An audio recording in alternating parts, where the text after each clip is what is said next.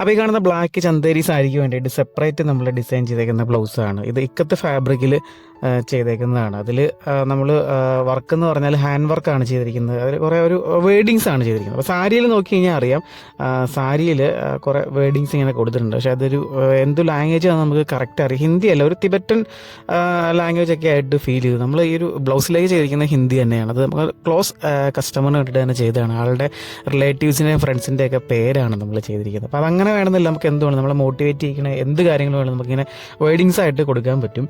ഇതിപ്പം ഹാൻഡ് വർക്കാണ്, കുറച്ചൊന്ന് എഫോർട്ട് വേണം, അത്ര ഒരു പെർഫെക്ഷനിൽ നമുക്ക് ചെയ്തെടുക്കണമെന്നുണ്ടെങ്കിൽ. അപ്പോൾ നിങ്ങൾക്ക് ഇഷ്ടമുള്ള ലാംഗ്വേജിൽ നമുക്ക് ചെയ്തെടുക്കാൻ പറ്റും, ഇത്തരത്തിൽ വർക്ക് ചെയ്തെടുക്കാൻ പറ്റും കേട്ടോ. അതുപോലെ തന്നെ ഈ ഒരു ബ്ലാക്ക് ബ്ലൗസ് എന്ന് പറയുന്നത് അതൊരു സെക്കൻഡ് ബ്ലൗസ് ആയിട്ട് നമ്മൾ ചെയ്തതാണ്. അതൊരു ഈവനിങ് വേറെ ഒരു കൺസെപ്റ്റ് ചെയ്തതാണ്. റെഡ് ബ്ലൗസ് എന്ന് പറഞ്ഞാൽ കുറച്ചുകൂടി ഒരു കാഷ്വൽ പർപ്പസ് ആ ഒരു രീതിക്കാണ്. അപ്പോൾ നമ്മുടെ വെബ്സൈറ്റിൽ ഇതുപോലെയുള്ള സാരീസൊക്കെ നിറയുണ്ട്, നിങ്ങൾ ചെക്ക് ചെയ്ത് നോക്കുക. നിങ്ങൾക്ക് ഇഷ്ടമുള്ള രീതിയിലൊക്കെ നമ്മൾ കസ്റ്റമൈസ് ചെയ്ത് തരുന്നതായിരിക്കും.